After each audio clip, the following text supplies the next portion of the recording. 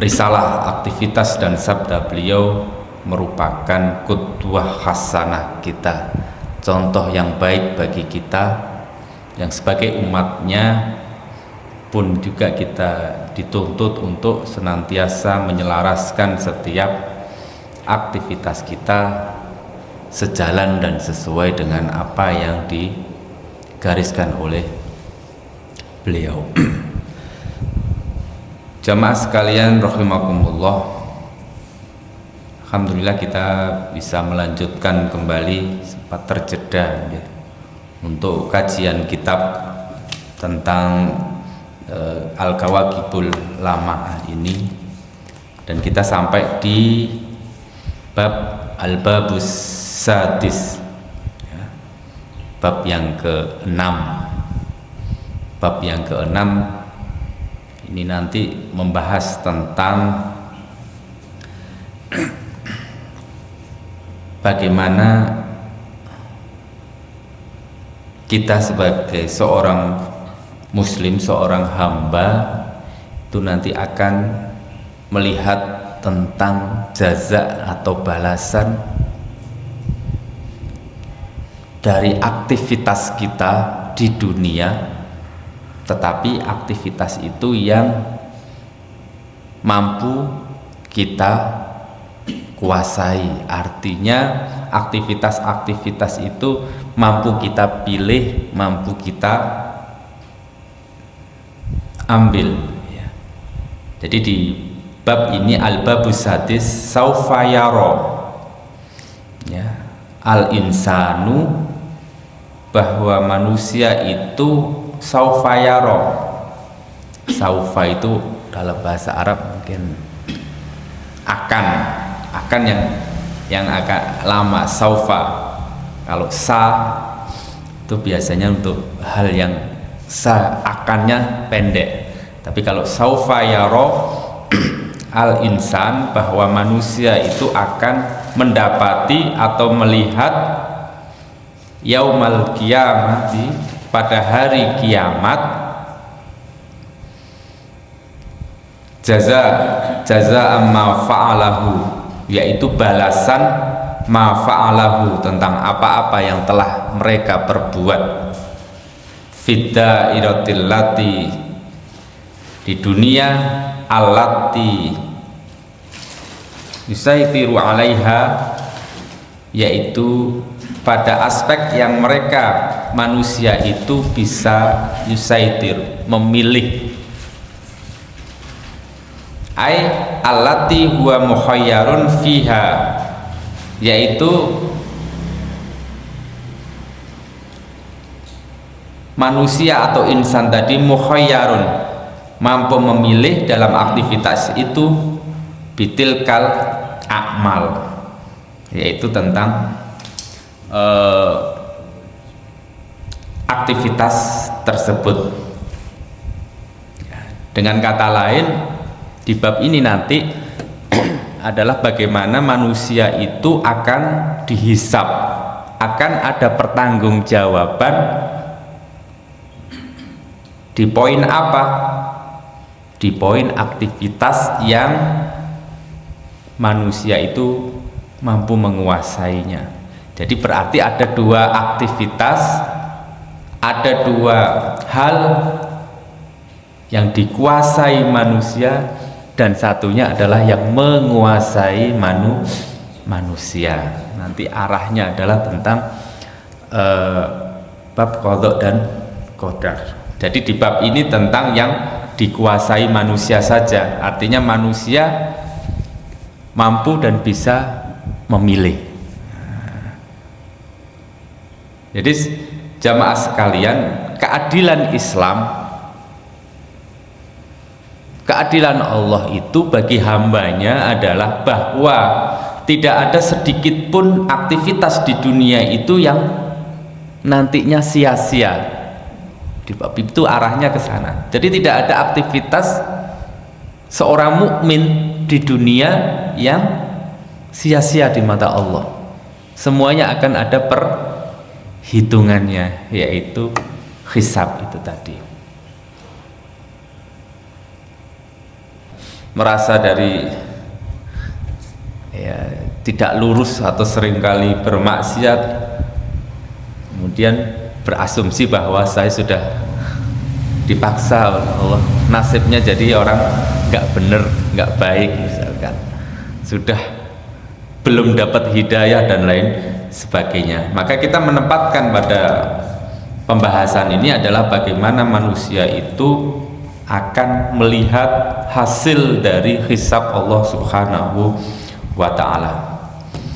Qala Rabbul Alamin, bahwa Allah Subhanahu wa ta'ala berfirman, a'udzubillahi minasyaitonirrajim, faman ya'mal mithqala dzarratin khairan yarah. Dibuka di pembahasan ini adalah ayat Al-Quran di surat yang mungkin kita sudah sering mendengar, di surat Az-Zalzalah ya, bahwa faman ya'mal, barang siapa, ya'mal beraktivitas, berbuat, melakukan amal perbuatan mithqala dzarratin, meskipun jenis perbuatan itu diibaratkan sebagai dzarratin, sebiji, zarrah, seberat zarrah, mithqala dzarratin khairan yarah, kebaikan itu kecil, khairan yarah, maka dia manusia yang berbuat baik itu akan mendapatinya. Khairan yarah, yarah, melihat hasil dari aktivitas kebaikan yang pernah diperbuat di dunia. Pun juga Allah meneruskan dalam ayatnya, wa may ya'mal mithqala dzarratin sarran yarah. Begitu juga barang siapa yang berbuat, beraktivitas seberat kecil ya, biji zarrah, sarron, maka itu hal keburukan, kemaksiatan, kemungkaran, sarroi yaroh, maka pun juga akan mendapatinya. Maka pembahasan ini diawali dengan ayat ini adalah memberikan gambaran yang terbingkai dengan keimanan kita sebagai seorang muslim, bahwa ternyata tidak ada aktivitas sekecil apapun yang luput dari perhitungan Allah Subhanahu wa ta'ala. Nah, dan di sini juga mafhum mukhalafahnya ya, kita ngambil kesimpulan yang lebih luas bahwa sekecil kebaikan atau bahkan sebaliknya keburukan saja tidak luput dari yaroh, yaitu akan kita dapati bersama. Bagaimana suatu itu, amalan itu kalaupun besar.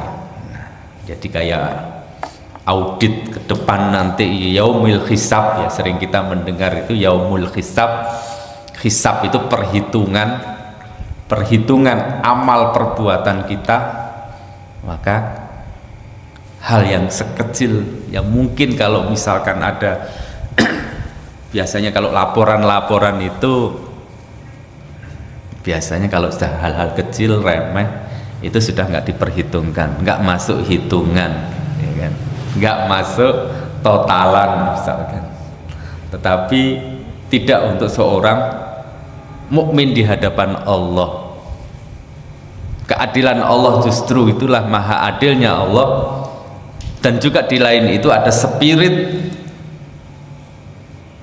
bagi hambanya bahwa aktivitas sekali lagi sekecil apapun ya roh akan dia dapati, akan dia nikmati, akan dia ketahui. Wa may ya'mal mithqala dzarratin sarran yarah. Terkait dengan ayat ini ada penjelasan dari qala Ibnu Katsir rahimahullah fi tafsirihi, bahwa Ibnu Katsir rahimahullah di tafsir, di dalam tafsirnya, wa fi sahih Bukhari an Adimar fa ittaqun nar walau bisikit tamrah. Ittaqun nar, ya, di sini disebutkan juga tentang penjelasan terkait ayat ini, ya. Ittaqun nar, jagalah kalian, ya, dari api neraka walau bisikit tamroh, ya. Disuruh untuk kita semua jagalah diri dari siksa neraka meski hanya tamr, ya, bisikit tamroh, walau dengan separuh kurma tamr, ya. Artinya walaupun nilainya kecil, ya, hanya separuh dari kurma, tetapi manakala itu diberikan, manakala itu dibelanjakan, manakala itu nanti dikeluarkan dengan dorongan keimanan, dengan dorongan bahwa lillah misalkan, maka tidak ada yang sia-sia. Ittaqun nar, jagalah lu dari api neraka walau bisikit tamroh, walau bi kalimatin thayyibah, pun juga walau meskipun juga bi kalimatin thayyibah, dengan kata ucapan yang thayyib, ya. Kita terbiasa juga mengucapkan kalimat yang thayyib, yang baik, lisannya yang menjaga, menjauhi dari lisan yang menyakitkan, terutama menyakitkan kepada saudara sesama mukmin. Maka ini juga ittaqun nar, mampu membebaskan dari api neraka. Artinya apalagi itu sudah menjadi style bagi seorang mukmin untuk selalu menjaga lisannya, maka disitulah keadilan Allah ada.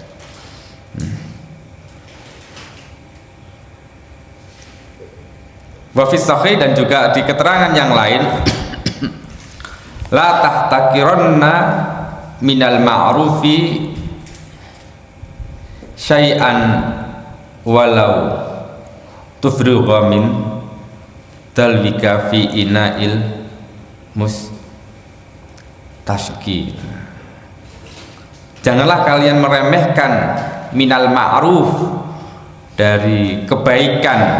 Di sini juga disebutkan jangan sekali-kali kau meremehkan sedikit pun perkara yang ma'ruf, ya, kebaikan sedikit pun kita dilarang untuk kemudian meremehkan, meski sekedar engkau itu, ya,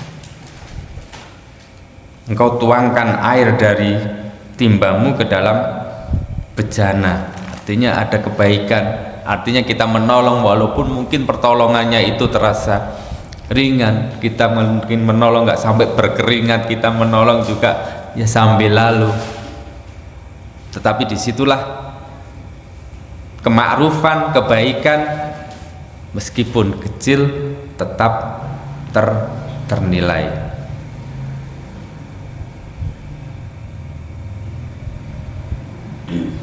Dan di keterangan yang lain, ya nisa al mu'minat la tahtakiranna jaratun li jaratiha walau firsanas syatin. Ya, itu dulu kalau biasanya yang masak-masak itu adalah, ya, perempuan-perempuan mukminat. Di sini disebutkan ya nisa, wahai perempuan mukminat, la tahtakiranna, jangan juga kalian itu meremehkan jaratun li jaratihi, ya, tetangga dengan tetangga yang lain itu, walau firsanis syatin, artinya walaupun sekedar memberi kuku atau kaki dari syatin, ya, kambing, ya. Intinya memberikan sedikit dari apa yang dia masak, itu pun sesuatu kemakrufan yang di dalam pembahasan ini nantinya adalah ya Rob, pasti akan ada balasan, ya.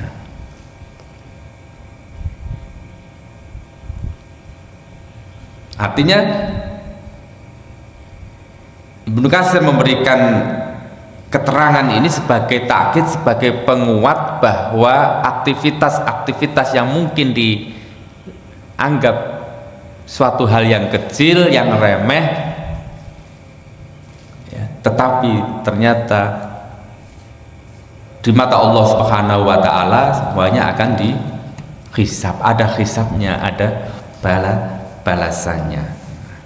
Ini menjadi spirit bagi kita juga untuk tidak kemudian meremehkan kemakrufan yang mungkin dianggap sebagai hal yang kecil, dan menjadi pengingat kita bersama bahwa keadilan Allah bagi hambanya, ya, apalagi kemudian dorongan keimanan kita bahwa setiap kebaikan yang kita perbuat pasti akan mendatangkan hisab dari Allah Subhanahu wa Ta'ala. Waqala, dan di ayat yang lain, wa ka'ayyin min qaryatin atat an amri rabbiha wa rusulihi fakhasabatna hisaban syadidan wa adzabna adzaban nukra. Bahwa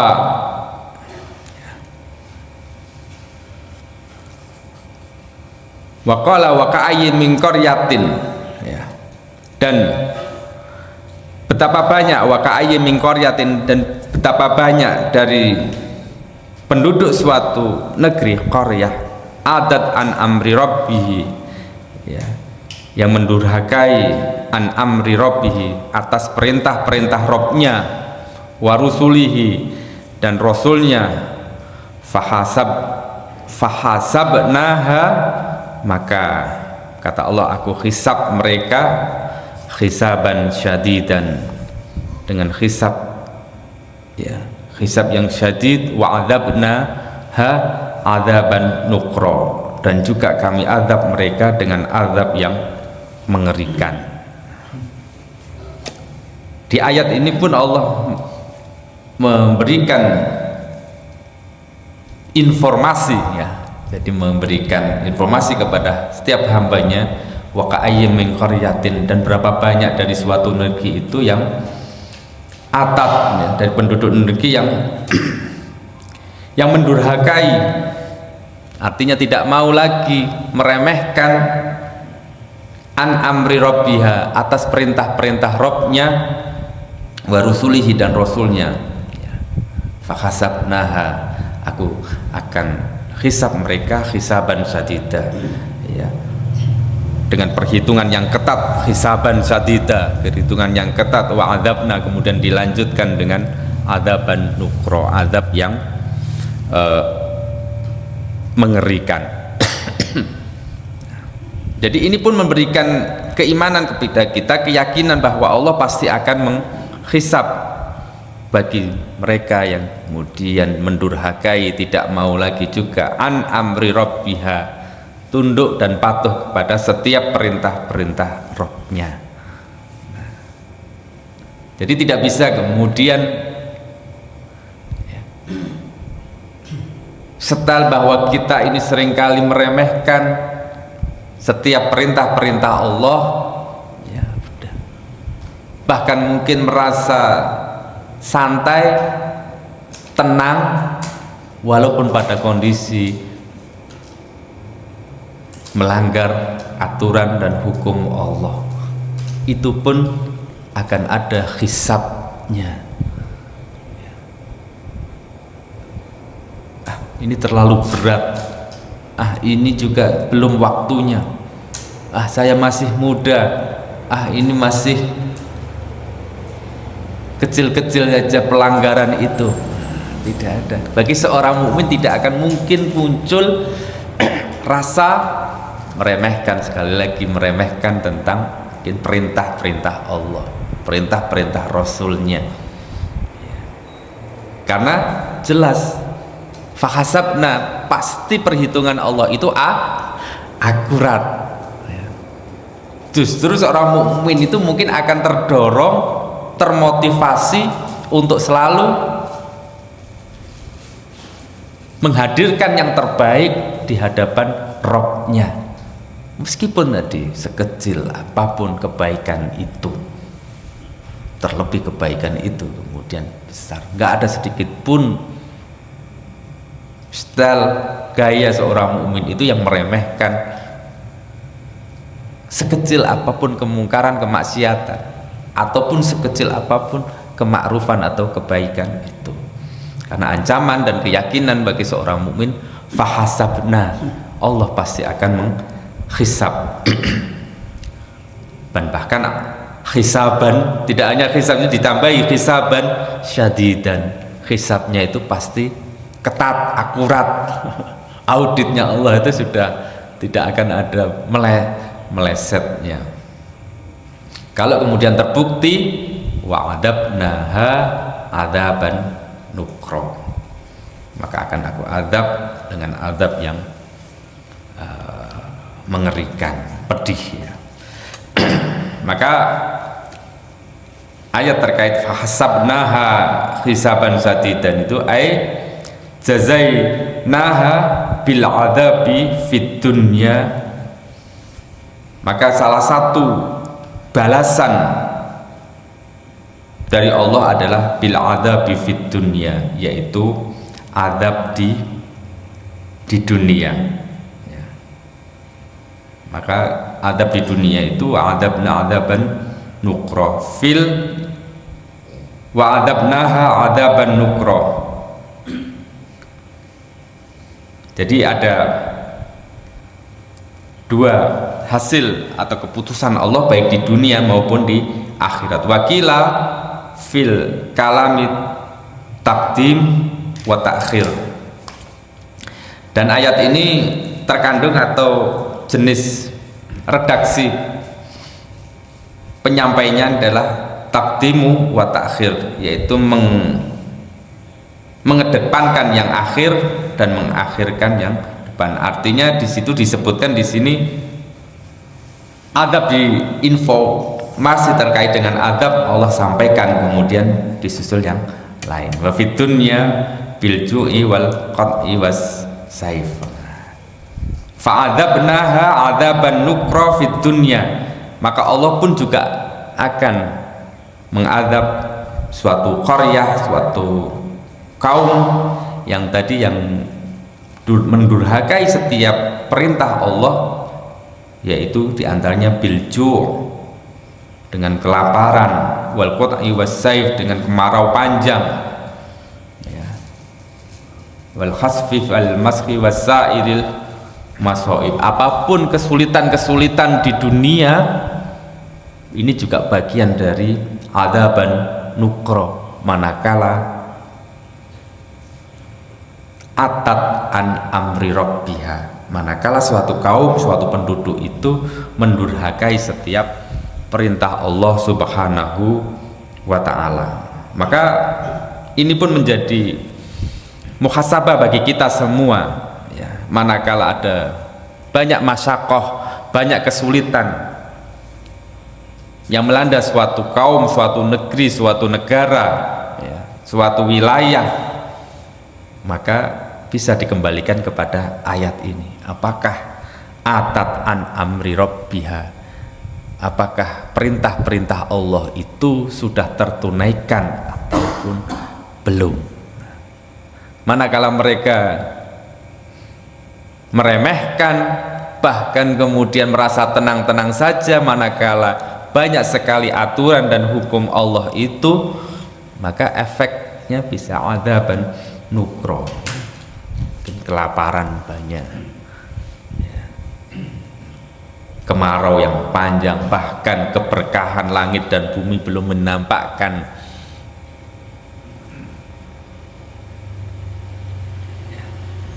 Karena bisa jadi begitu. Jadi nopo?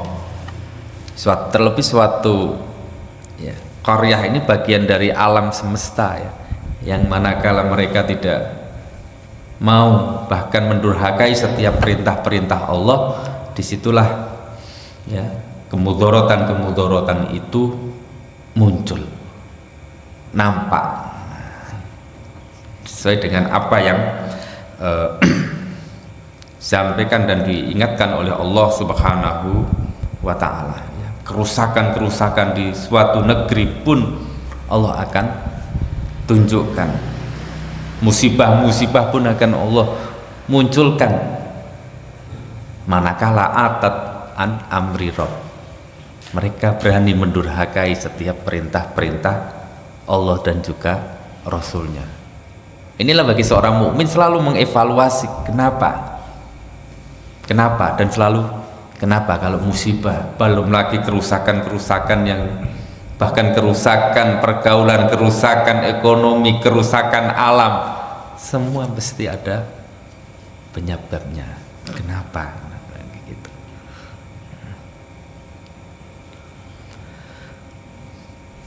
Maka jamaah sekalian, pentingnya bagi kita semua bahwa setiap apa yang kita lakukan, sekali lagi fahasabna, bahwa akan ada pertanggungjawaban dari Allah Subhanahu wa ta'ala. Kemudian juga dipertegas di surat At-Tolak ayat 11, wa qala wa may yu'min billah wa ya'mal sholihan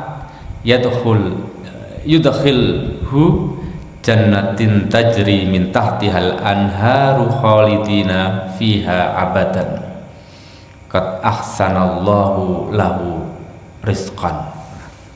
Ini sekali lagi terkadang di ayat-ayat itu kalau kita kaji dan kita perhatikan, terkadang Allah itu memberikan ancaman, bahkan mempertegas setiap apa yang menjadi kedurhakaan bagi seorang manusia, seorang mukmin. Tetapi di ayat yang lain Allah pun memberikan reward, ya, pujian, bahkan memberikan hasil yang terbaik. Wa may yu'min billah, dan barang siapa yang beriman kepada Allah, kemudian dilanjut wa ya'mal sholihan, dan beraktivitas sholih, berbuat baik di mata Allah, yudkhilhu jannah, pasti Allah akan memasukkan dia jannah, ke dalam surga, tajri min tahtihal anhar, yang surga itu digambarkan oleh Allah tajri min tahtiha, di bawahnya itu mengalir al anhar, sungai-sungai. Kita nggak bisa bayangkan ya, tempat tinggal yang di bawahnya ada mengalir sungai-sungai yang jernih. Khalidina fiha, dia akan selalu di sana, kekal di sana, abadan, selamanya. Qad ahsanallahu lahu rizqan, sebagai rizki yang terbaik baginya dari Allah Subhanahu wa ta'ala. Ini pun merupakan balasan dan juga hisab dari Allah Subhanahu wa ta'ala bagi siapa? Bagi yu'min billah, bagi mereka yang betul-betul mengimani tentang Allah, mengimani tentang keberadaan Allah, mengimani tentang syariat Allah, juga wa ya'mal sholihan, tidak hanya mengimani, meyakini, tetapi juga melakukan aktivitas sholih. Ada yang sering kita sering dengar ya, iman dan amal. Karena cuma iman saja, meyakini, mengimani, tetapi tidak berbuat baik, ini suatu kepincangan dalam berislam. Saya yakin Allah ada, saya yakin bahwa Allah itu maha adil dan lain sebagainya, tetapi di lain sisi tidak pernah merasa mendekat kepada Allah, tidak pernah kemudian beramal baik karena Allah, tidak pernah juga nanti secara jauh ikut serta menolong agama Allah misalkan. Nah, ini nanti belum dapat reward, hadiah dari Allah yang yadkhulul jannah, yang akan dimasukkan ke dalam surga Allah itu tadi, tajri min tahtihal anhar.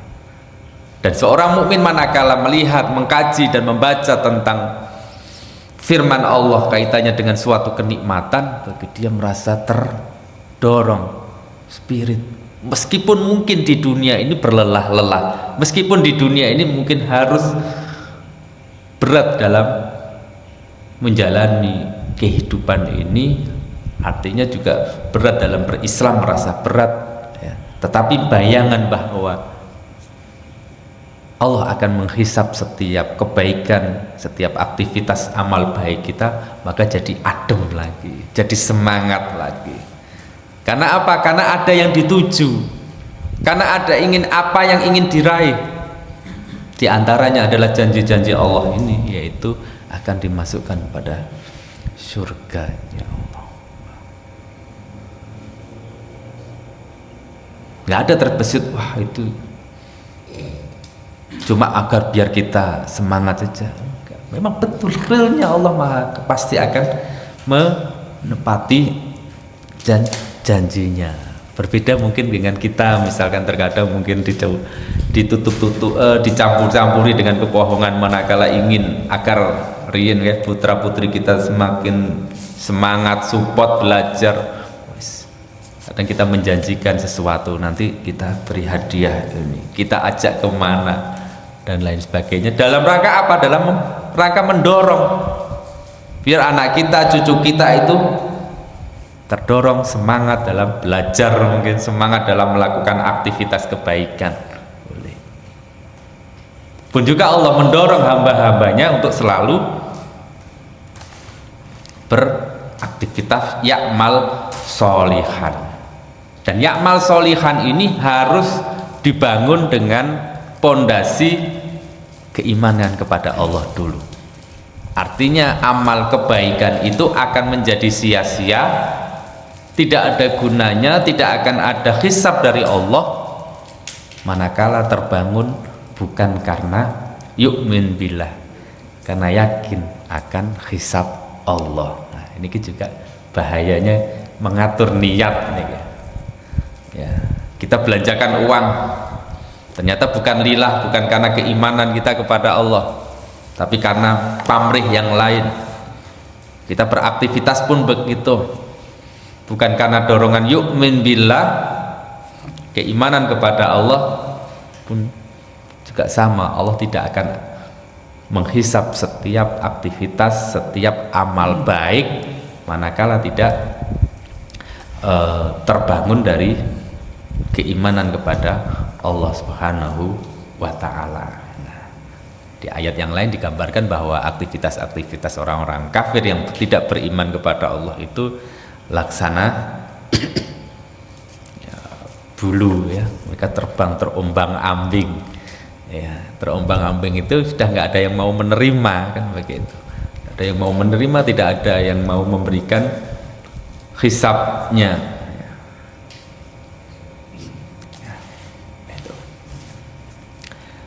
Kemudian di ayat berikutnya terkait dengan hisab bagi seorang mukmin ya, di surat Al-Kahfi ayat 29, waqala wa qul haqqu mir rabbikum, maka katakanlah wahai Muhammad bahwa al-haqqu atau kebenaran itu mir rabbikum, datangnya dari Tuhanmu.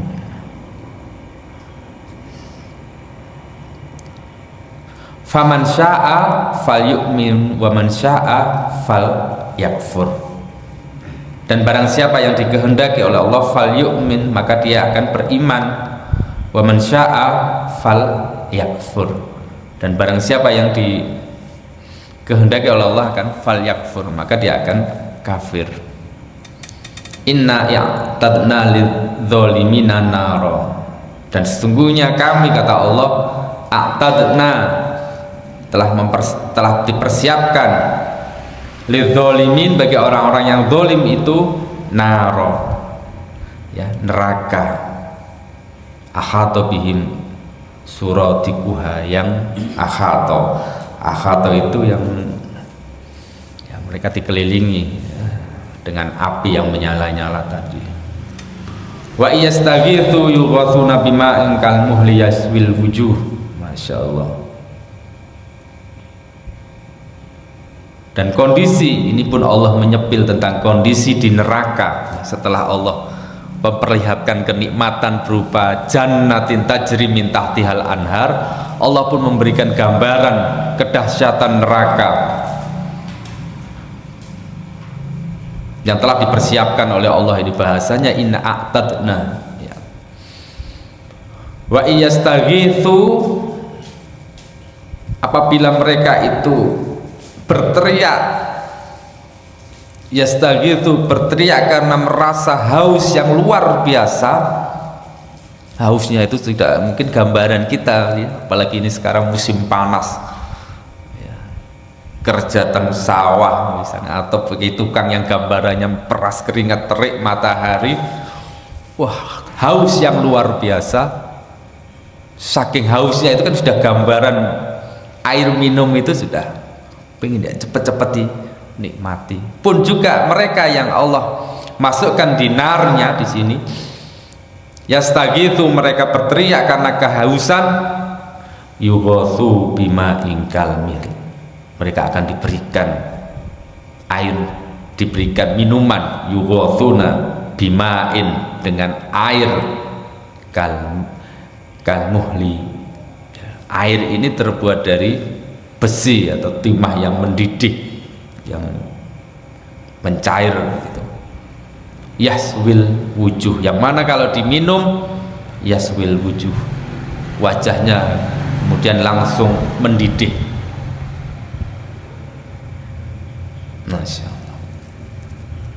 Artinya gambaran mereka yang Allah persiapkan, mereka yang masuk dalam neraka Allah itu juga memberikan rasa sakit yang luar biasa karena merasa kehausan. Di titik kehausan yang luar biasa digambarkan oleh Allah, mereka berteriak-teriak minta minum. Pun juga kemudian Allah persiapkan minuman dari besi yang mencair. Manakala diminum seakan-akan karena sudah sangat haus, yaswil wujuh, wajahnya kemudian langsung mendidih.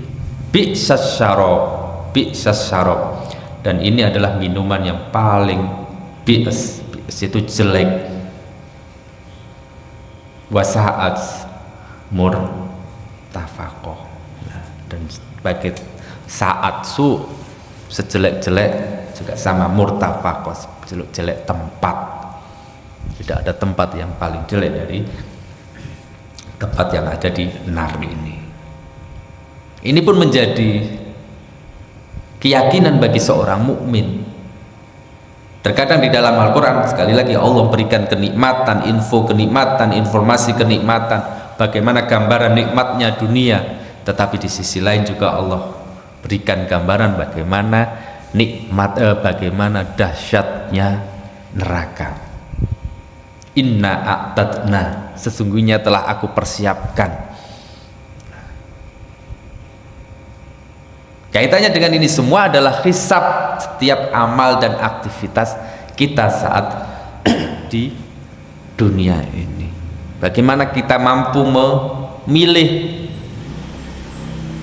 Di ayat ini mungkin kita faman syaa falyu'min wa man syaa falyakfur. Barang siapa yang dikehendaki oleh Allah beriman, maka dia beriman, dan barang siapa yang dikehendaki kufur, maka dia akan kufur. Ayat ini tidak terkait dengan adil tidaknya Allah, tetapi saat manusia itu lahir, Allah berikan potensi berupa akal, yang nanti akal itu pasti cenderung menyukai kebenaran, kebaikan. Akal manusia itu siapapun punya yang berakal itu pasti kecenderungannya itu suka kebaikan. Nah dari kebaikan itu nanti dicari kebaikan itu mana baiknya, itu yang baik di mata Allah Subhanahu wa ta'ala ya. Nanti ada hidayah kaitannya irsyad wal bayan, dia akan mencari petunjuk-petunjuk, keterangan-keterangan yang memang betul-betul nanti mampu menggiring akal ini mencapai kebenaran yang hakiki, yaitu Islam. bi'sas syarab wa sa'at murtafaq. Nah, ini bahwa neraka adalah sejelek-jelek, seburuk-buruk tempat. Bahkan kita selalu berdoa agar dijauhkan dari api neraka. Dan Allah sudah berikan gambaran beberapa bagaimana kehidupan di surga, bagaimana kehidupan juga di neraka. Dan ini bagi seorang mukmin yang mengimani betul tentang keberadaan Allah, mengimani betul tentang Allah, maka ini sebagai tazkirah, ya, pengingat dan juga menjadi, ya, penyemangat untuk di dunia agar mempersembahkan yang terbaik untuk Allah Subhanahu wa ta'ala. Ini adalah gambaran tentang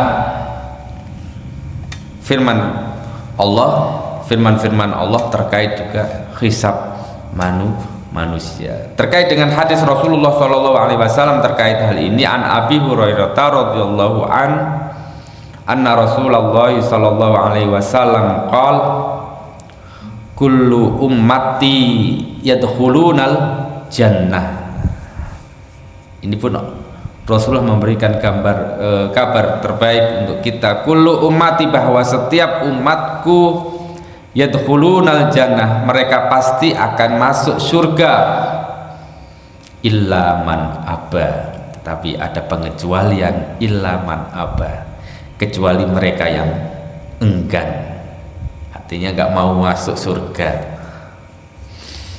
Qalu, maka para sahabat bertanya, ya Rasulullah, wa may ya'ba, wahai Rasulullah, siapa yang engkau maksud enggan masuk surga itu? Qala, maka Rasulullah menjawab, man atta'ani dakhalal jannah, barang siapa yang taat kepadaku, dakhalal jannah, maka dia akan masuk surga. Wa man asani, dan barang siapa yang bermaksiat, mengingkari aku, faqad aba, maka dia itulah yang terhimpun, tergolong manusia yang aba, yang enggan untuk masuk surga. Dengan kata lain, Rasulullah menggambarkan bahwa setiap umatku itu, umatnya ini termasuk kita akan masuk surga, kecuali yang enggan. Yang enggan adalah mereka yang tidak taat, tidak mau terikat.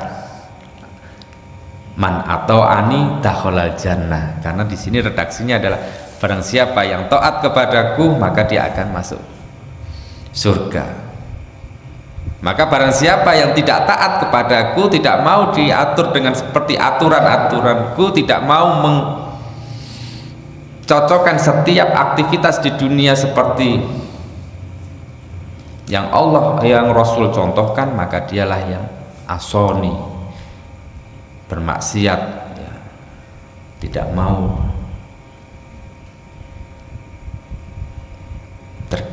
tidak mau dengan risalah Rasulullah Sallallahu Alaihi Wasallam. Nah, ini memberikan gambaran dan juga keyakinan kita bersama bahwa sekali lagi ternyata hisab Allah Subhanahu Wa Taala tentang aktivitas-aktivitas kita di dunia ini nyata adanya dan perlu masuk dalam keyakinan kita. Ini menjadi kemudian penyemangat kita, spirit kita untuk berlomba-lomba mengisi kehidupan ini dengan sebuah kebaikan. Bahkan di ayat yang awal-awal tadi, tidak boleh ada sedikit pun bagi seorang mukmin yang meremehkan tentang kebaikan, walau meskipun seberat biji zarah. Kebaikan itu pasti akan ada hasilnya, dan juga sebaliknya, kemudian kemungkaran, kemaksiatan, bahkan tidak mau lagi terhadap amri rabbiha, dan tidak mau tunduk terhadap setiap perintah-perintah Tuhannya, Rabbnya. Disitulah juga Allah telah persiapkan dua tempat, ya. Jannah itu sebagai suatu ketaatan kepada Allah dan Rasulnya, kemudian nar, yaitu neraka, sebagai tempat bagi mereka yang aso, ya, saling bermaksiat, kemudian tidak mau dan enggan menyelaraskan diri dengan apa yang telah diputuskan dan digariskan oleh Allah Subhanahu wa ta'ala. Dan adab Allah ternyata di keterangan pembahasan ini juga tidak hanya di akhirat tetapi juga di dunia. Maka berbagai kerusakan-kerusakan, sekali lagi kerusakan-kerusakan di dunia hari ini pun ini menjadi muhasabah, menjadi evaluasi bagi seorang mukmin. Apakah kemudian setiap perintah dan larangan Allah sudah terlaksana atau belum? Mungkin di ranah individu kita sudah berusaha menjalin hubungan kita dengan Allah sebaik-baiknya, tetapi bagaimana dengan muamalah kita, muamalah negeri kita, bagaimana negeri ini diatur? Apakah kemudian selalu menghadirkan dan menyelaraskan juga dengan setiap perintah dan larangan Allah Subhanahu wa ta'ala? Karena seringkali kita mendengar tentang definisi takwa. Takwa itu seringkali diartikan adalah seringkali diartikan setiap aktivitas intisaru awamirillah, kecakapan kita dalam mentaati setiap apa yang diperintahkan oleh Allah dan juga menjauh terhadap larangannya. Ini kalimat yang sering kita dengar, tetapi perlu seringkali kita selalu menyelaraskan diri kita, selalu kita perkuat bahwa ternyata hidup di dunia ini ada aturannya, ada hisabnya, dan ternyata kemudian manakala kita memilih jalan yang aso tadi, 10 kemaksiatan, maka ternyata juga ada hitungannya, dan itu kita tidak bisa menghindar, tidak bisa kita lari dari perhitungan Allah Subhanahu wa ta'ala. Dan sekali lagi, bagi seorang mukmin adanya hari kiamat adalah suatu keniscayaan, dan selalu memperbaiki hidup di dunia ini adalah suatu keharusan agar kita bersama ditempatkan dalam jannatiha, surganya Allah Subhanahu wa ta'ala. Mungkin ini yang bisa kami sampaikan, mudah-mudahan ada manfaat buat kami pribadi dan jamaah sekalian. Monggo kalau mungkin mau dilanjut dengan sesi tanya jawab.